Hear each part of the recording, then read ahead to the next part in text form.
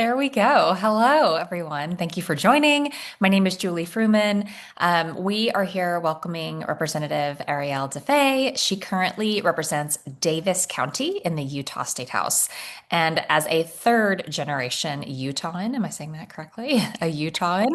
Lovely. She Yes. serves on the House Economic she has served on the House Economic Development and Workforce Services Committee, the House Transportation Committee, and Business and Economic Development Appropriations Committee. So today we're discussing the Balance Act and how she got it passed. I am super excited to be talking about this.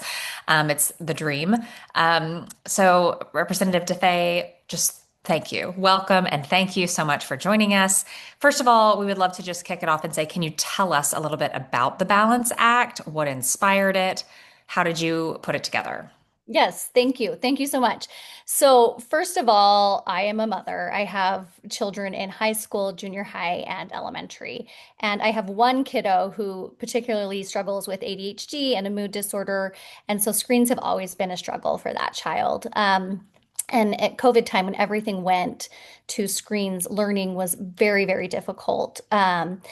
For him. And then what I learned through that experience is that there was just so many people out in within our state who were going through the same thing and struggling.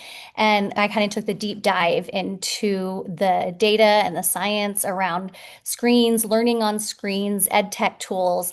And what I really learned is that the use of ed tech tools isn't necessarily translating into outcomes. And while there's certainly a place for them, we had leaned in so hard as a state that I felt like it was to the detriment of our children and to their progress. And so I came up with the Balance Act. I was like, what if we just really took a clear look at how much we are using screens? Let's be intentional and effective in the way that we are using screens. So I just started having these conversations with everyone across the board saying, what can we do to be intentional about the use of screens in schools? So that's where the Balance Act was born from. I started about this time last year, reaching out to stakeholder groups and really trying to find out what was feasible in Utah. What could we pass that would make a change in the way that our kids are interfacing with screens in school. And so from all that feedback, working with stakeholders, we came up with the Balance Act, which does a number of things. So first of all, it requires school districts to have a policy in place around the use of technology and AI. Now, as far as Utah's political landscape, it would have been impossible for me to create a statewide policy that was a mandate for all districts. So in our climate, we do default policy. So I wrote a policy that is the default. And then if a school district chooses to write their own policy that follows certain guidelines, that could be considered their policy. And that's what I knew would be feasible in Utah. So it differs state to state if you can do a statewide policy or not, or it can go anywhere from statewide policy. Mine is a default policy or a model policy where school boards are just putting out a model policy and maybe districts are implementing that. So we did the default. So what the default says is one, that screens have to be balanced. And what that means is that we have a graduated approach to how much we're using screens depending on grade. So K through 3, we almost completely eliminated screens. So K through 3 screens are just used to teach the core computer science standards and then also to teach the computer uses for assessment because in our state they use computers for those assessment tests, so they had to know how to use those. And then I know that districts in our area, local districts, will amend that to fit using ed tech tools that they need to help with kids that are maybe rural, that are learning remotely, kids who are English language learners, kids who are falling behind benchmark. There are different programs that they would like to use to help those kids that they know are data-backed, science-proven, that those programs will get those kids back up to speed. So it leaves flexibility for those districts to adopt those tools for their classrooms. Then for the rest of elementary school, what it does is it prohibits screens from going home. So in our state, they were sending tablets or MacBooks or Chromebooks home with children. And that became really a big source. Like as I talked to parents across the state, that was a big problem because parents, one, sometimes don't even know that screen is at home. They have no control over it. They can't filter it.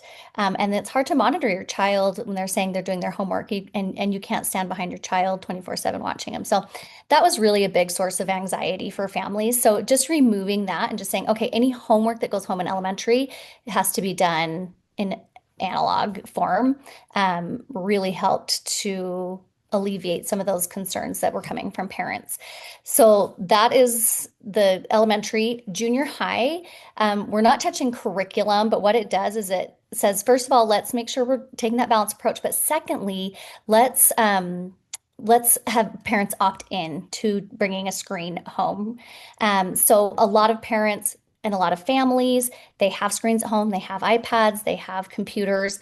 And so rather than automatically the default being you take your computer home, it's if you don't have that, then you can opt in to bring it home. And then high school is an opt out of bringing that computer home. So that's kind of how we balance screens in that regard. But we also took an approach with artificial intelligence. So really putting guardrails around using artificial intelligence in the classroom, requiring districts to have an artificial intelligence policy. And then we also put artificial intelligence into our core standards. So now they will be taught in school, starting kindergarten, what is AI, and how do you have a healthy relationship with AI, understanding that it's not a person, and then graduating it up to how do we use this for workforce alignment, and use it as a tool. And really, we put into the policy that we're putting a human-centered approach to the use of AI, and that's going to be in our computer standards. The last piece of the bill is that because of my experience with my child that was so difficult, having a child that struggled on screens and knowing that there were so many out there, it requires the districts to have some sort of assistance or resource for kids who do struggle to learn on screens because we're handing screens out universally, but there's so many kids that just can't do it and may not have an IEP or a 504, but just really can't learn on screens. So we need to have alternatives, and that's up to the district how they want to do it. They might have resource centers, they might have paraprofessionals. It may be that they're printing the materials and giving them to the student. We gave them that flexibility, but really having some sort of an alternative for those kiddos that are really struggling. So that's kind of the gist of it. It was a big bill. It covered a lot, but exciting things. And I'm so excited to be here with all of you to talk about it and hopefully have you guys go out in your communities and spread the word. That's amazing. I'm curious about whether or not there was any discussion, and I don't know if this was in the bill or not, but about classroom time by grade level. Like, was that touched on in the Balance Act at all? I know we haven't even talked about this, but I just was wondering, or is that sort of a separate, um, more like local, local control? Yeah, it's a separate issue. I mean, it does say that it's pretty vague that they have to use screen time with, it has to be intentional, it has to be used for educational purposes, and it has to be used under teacher direction, and it has to be a specific tool. So it's not, you can just pull up a screen and open up YouTube or Minecraft, if nothing else is going on. It would prohibit that. If there's free time in the classroom, which is kind of different than what you're saying, but that is kind of the parameters we put around it. Sure. Yeah. I'm just wondering about the educational landscape in Utah. I'm coming from California, big local control state. What's it like? I mean, were you building upon existing laws? Were the school boards involved? Were teachers unions involved? Can Yeah. you talk to us a little bit about what this looked like legislatively? Yes, yeah. So we're definitely a local control state. Like I said earlier, we would not have been able to do a statewide policy that was just a blanket mandate. So we had to allow wiggle room for local control. So yes, I talked teachers unions, superintendents, school boards, teacher advocacy groups, parent groups, and then the biggest one that was the biggest hurdle for me was tech groups because the tech tools are the ones that are being they perceive as threatened. So it was a lot of educating and saying, we don't want to eliminate tech, we want to use it in the right way. And so if you are a good player in this space, then there's nothing to worry about, right? And also educating schools that if you have a tool that is used intentionally that really works and shows results, then we're not saying you can't use that, but we're just that we're using it in the right way and also balanced, that we don't want to just default to using tech if there's nothing else, trying to really bring back more of the teacher instruction, classroom conversations, hands-on learning models, things like that. So it was, there was a lot of excitement for the bill. As far as the legislature, um, not many hurdles. Legislators have been hearing from parents, and people want to see this change. So passing the bill with the legislature was not difficult. The stakeholder groups, so we had the two different stakeholder groups that were hurdles was one tech, and really it was just educating them and having, I had a conversation with a different, education tech company every day during the session, just trying to explain to them what the bill truly was. And most of them walked away being like, okay, I'm fine with that. And then two, administration, because it's such a big change. They were worried about their teachers because the teachers have become used to using some of these tools, and rightfully so. So just trying to talk them through, how this is, better off in the long run. And like it is a change. It's going to be hard, but I think it's a necessary change and bringing them along. So those were the two groups that really had the most opposition. But other than that, people were really on board. Especially, I mean, teachers were on board. When I talked to those groups, they were like, yes, I like, especially the K through 3 teachers, they're like, we don't need it. It increases behavioral problems in the classroom. When they jump off those screens, I wish I'd never even put them on them. And they're really not helping. It's not enriching in education. So that was, that's a little bit of the landscape and how we move forward. I love hearing that the teachers were on board. There's a bill going through our legislature in California to ban devices TKK and FIRST, and it's getting a little bit of pushback. And they're asking about evidence for, and to me, all of these anecdotal, it's not even anecdotal when you talk to teachers. It feels like it's everyone that believes that these youngest learners learn best, in with face-to-face learning and with hands-on projects and all of the like, and not to mention the behavioral piece of just, coming off a screen and how difficult that can be for young kids. I'm wondering, you said you looked at the research. Was there anybody who came in with opposing research? No. No, there wasn't actually. So, I mean, it's hard to find anything that shows that you've employed a great use of ed tech tools and screens and seen proficiency scores rise. We're just not seeing it. So there is some research on some specific tools that can bring English language learners up to speed and that can bring people who are behind in numeracy and are behind in literacy, that they can bring them up. There are very specific tools for that, but it's not across the board research. It'll be about a specific tool and it's more anecdotal. That's lovely. And then the school board. Can you talk to us a little bit about school boards and the role that they will play in this as this rolls out? And Yeah. Yes. So first of all, with this, I was able to accomplish it because I went through, I mean, line by line with school board members and said, where are the perceived problems? What am I not thinking through? So they were very instrumental in the development of the policy. And then the way Utah code reads, I create a bill, but I can't write the actual policy. So right now it's actually in the school board's hands and the school board is writing the policy. So it was really important for me to get the school board on board, and have their buy-in because they are actually going to be writing and implementing the policy that districts may or may not. What we said is they either adopt the policy or they amend the policy. And so it was pretty critical for me to have that relationship with board members.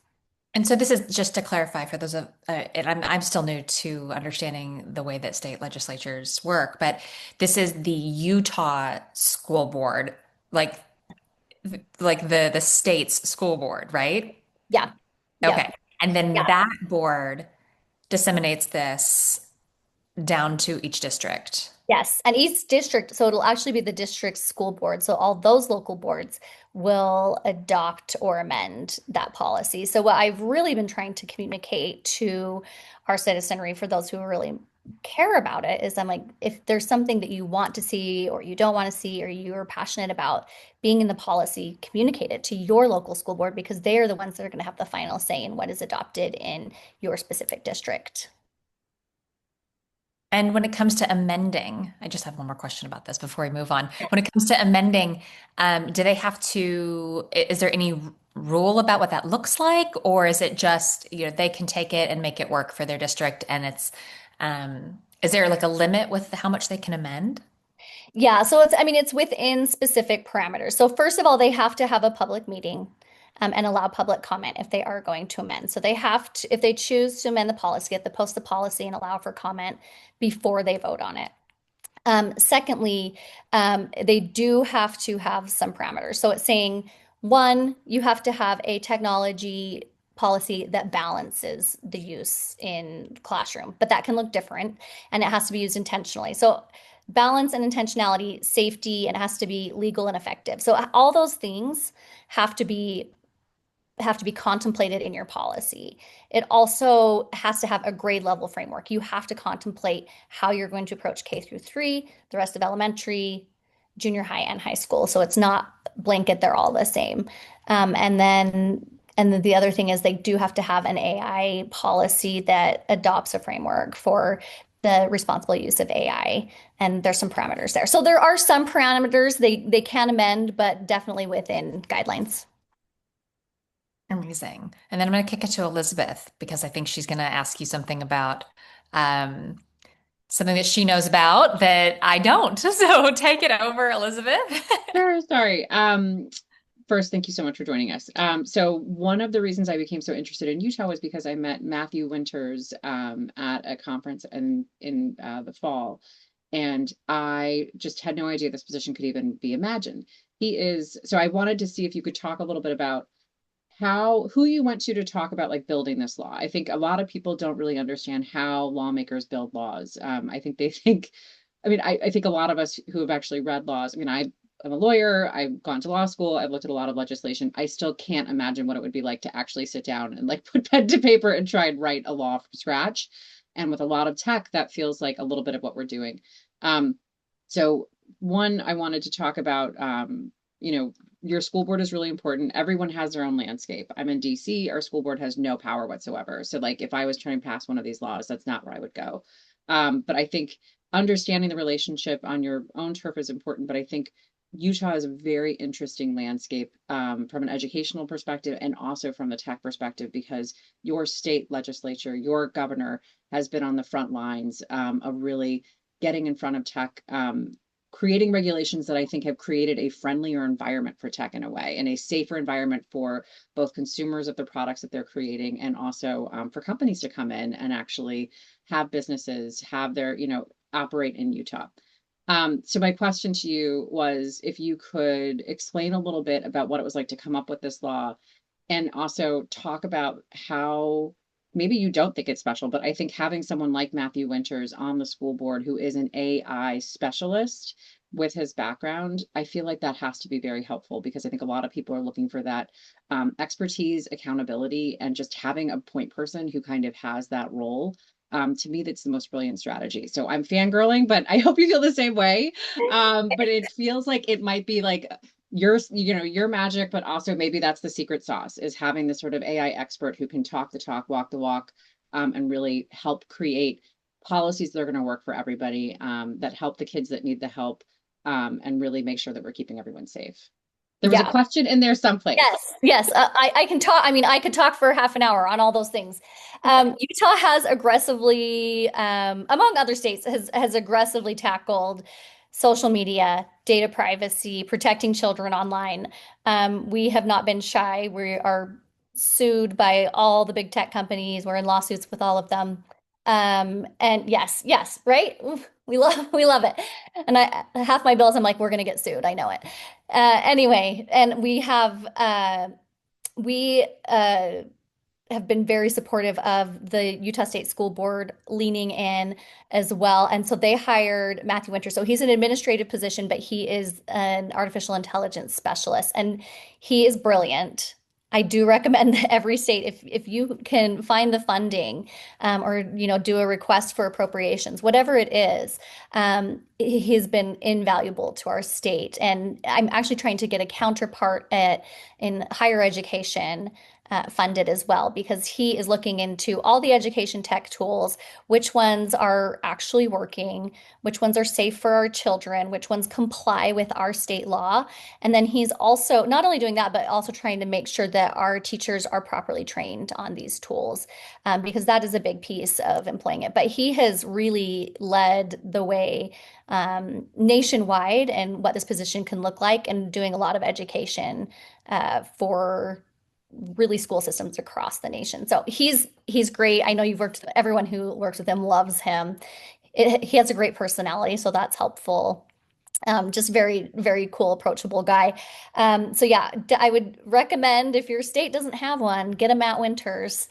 And we actually need two now. He's so busy and overwhelmed, and he's really great to help out other states. And I'm like, we need two of you. So he's awesome. Well, and I think what most impressed me about him was the way he talked about AI, because I was working with a group called Mothers Against Media Addiction and looking at a lot of pieces of legislation, but the way he talked about AI, and he was on a panel with, I knew everyone else on the panel except for him.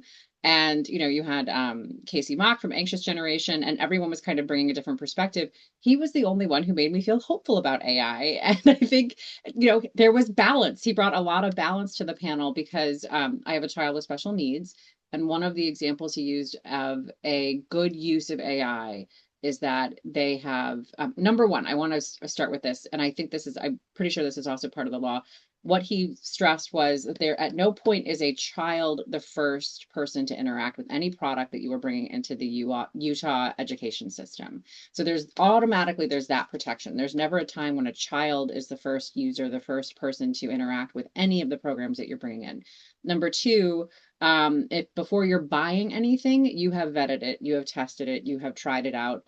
You have had teachers, you have had administrators, you have had other people who have worked through it, and he also stressed that we should be getting AI companies to come in and train us for free, which also made a ton of Yes, sense because he was like, yes, he's like, you should not be paying for anything. I shouldn't be speaking on his behalf. But it was all of this common sense stuff. And what I'm seeing in other places is that you have people that just don't understand.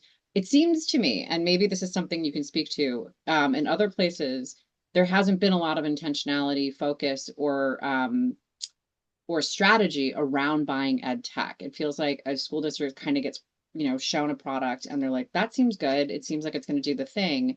And now it feels like we're at a place where we have had privacy breaches. We have had parents and community leaders and teachers are all very much like, these products are not actually everything they told us they were going to be. And now we're at a new point where we're having the same discussions about AI. And it feels like this bill that you have created really takes all of those learnings that we have had in these prior places and is offering an opportunity to not just apply it to AI, but also to go back and kind of say, let's re-examine our relationship with tech, with products, with these educational tools, and make sure that we are always spending our money in the most wise way, yeah. and also making sure that we're doing the most good. So I feel like that was a word salad no one ordered, but I think that AI piece to me, the example he used was that he had teachers using it who had special ed classrooms. They had 10 students with different IEPs, different 504s, and they could put and again as a parent in a protected place. You knew what was happening with the data. You knew that there were safeguards. You knew that everything was very protected, very locked down. And they were able to kind of put it in and build out a lesson plan in no time. But then because this is an educator who's had 30 years of experience teaching in these classrooms, they're then able to look at those lesson plans and say, this is going to work, this is not going to work, and tune them. And it cuts out, hours and hours and hours of work that they would normally have to do. So to me, that's like a great use of AI, right? Like that to me makes sense. Yep, But I'm absolutely. always talking about having the adult in the room, right? You have to have the adult in the room to go back and look at it. Yeah. But that's, I think and I'll be quiet after this and go back to Julie, but I feel like when I'm in the room with other people, this is what people are struggling with. They don't even know where to start. So I think having a bill like this that you've already put so much time in is such a great, it's an invaluable tool. Um, so we do have a question in the chat, but I don't know if, can we switch to that maybe? So Abe asks, in your conversations with school districts, superintendents, teachers, did you find that most had policies in place regarding device use, AI use, et cetera? And what, I did not get your hard stop. I'm so sorry. I totally forgot to ask. Oh, no, you're good. Probably 205. Okay, great. Okay. Yeah. Um, I would say some, not most. I would, after this next year, I foresee there will be more because, I mean, people are becoming savvy to it. They know that something has to be done. But that's really why well, two reasons why I took a statewide approach is one, it was a patchwork. Some of the bigger districts had them. We had Matt Winters create a framework that some people were adopting, but we just wanted consistency, so we knew across the board. The other reason, too, is that we, like most states, went we went one-to-one with computers, and we required it by state law that every student had a device in the classroom. So this actually rolled back the one-to-one requirement through for K through 3. And so there are a few pieces that definitely had to be done at a state level that changed. Um, I think if states don't adopt a statewide policy, schools will do something like they'll get there. But it was nice to just like give them the reason to do it. Like, you got to do it. You got to do it this year. Thanks, Abe. Amazing. I know we're going to have to wrap up. I wanted to throw out there too, just for everyone who's here or maybe watching later, that if you're interested in becoming part of a group of parents that are working to get this passed in a legislative way in your own state, please check out Distraction Free Schools Policy Project. I believe there's a group in every state. I run Distraction Free Schools California. And as I said, there is legislation right now that's starting to build on this issue. So it's an exciting time, but we need a lot more voices in the room. And if you go to the national website, you'll see that we have model policies there too. So model bills, a social media free schools bill, a phone free schools bill, and then a safe ed tech bill, which talks about ed tech in much the same way that Representative Defay did. It has to be effective, it has to be safe, it has to be balanced and intentional. All of the things that we want in all of our states, and Utah is just leading the way. Is there any final thing that you wanted to say to close us out? Because I know 2:05 is just Yeah. a couple minutes away here. Just to quickly, Well, yeah, thank just to quickly direct you, can Yeah. you say like, if someone was going to do the same thing in their state, what would you say the secret ingredients are? I know you had a governor who was on board. I think everyone across the country is going to be looking for this legislation. What would you say the recipe for success would be? Yeah, I would say start with conversations with each of the stakeholders. Talk to your teachers union, talk to your superintendents groups, talk to the school board, and just start having that conversation and letting them know. And they're going to give a little pushback. They're going to be a little standoffish because it's hard, it's a hard thing to contemplate really changing everything. And you're like, wait, we're not changing everything. So I think start with those conversations ahead of time. And then I mean, you can reach out to me anytime. I mean, I think there's an appetite for this nationwide. I hope that we see more and more states adopting. I love that you guys have some model policies out there. But I think more and more states will begin to adopt this, but I'm happy to help in any way because this is my passion project. This is my baby, and something that I was hoping that if we got this started, it would become a domino effect. So if you have a legislator or you're connected to someone that you think can help move this, I'm happy to help in any way. And please reach out. And I think is my email. I don't know if my email is out in this group, but I can add it. Yeah, I'll make sure. I know that you're going to have to go at 5 in 3 minutes. So I can add it to the chat and people could stay yeah. on the chat if they want, on the call. after. Yeah, we're all in different time zones. So yeah. I also wanted to throw out there too that the group, this conversation is also hosted by Schools Beyond Screens, DC, but Schools Beyond Screens is a nationwide chapter-based organization too of parents trying to do this work at the district level. Because I think we're trying to tackle this from all sides, right? Yes. Like Yeah. it is super important for us to be engaged with our own local school boards, and having somebody to go with you to the school board meetings makes it a lot more tolerable. So, please check out Schools Beyond Screens. There's also, just to throw out the other groups out there, there's the Smartphone Free Childhood who's doing work in all of these spaces. There's Mama, which Elizabeth mentioned, Mothers Against Media Addiction. So yeah, there's a lot of people doing this work. It's a huge movement. Um, and I appreciate that Utah has shown us the way that it can be done legislatively to get the ball rolling. And we'll see what happens, across the state as the districts start to roll out their policies and we get your outcomes year upon year. I Yeah. think that will be really, really exciting to see. Yeah. Yep. I'm looking forward to it. But well, thank you. And thank you to all of you and the work that you're doing. And we're all in this together we're doing it for our kiddos. We can do it. Yeah, that's right. All right. Well, thank you so much. We'll let you get back to your workday. Thank you so much. Bye. Yeah, bye.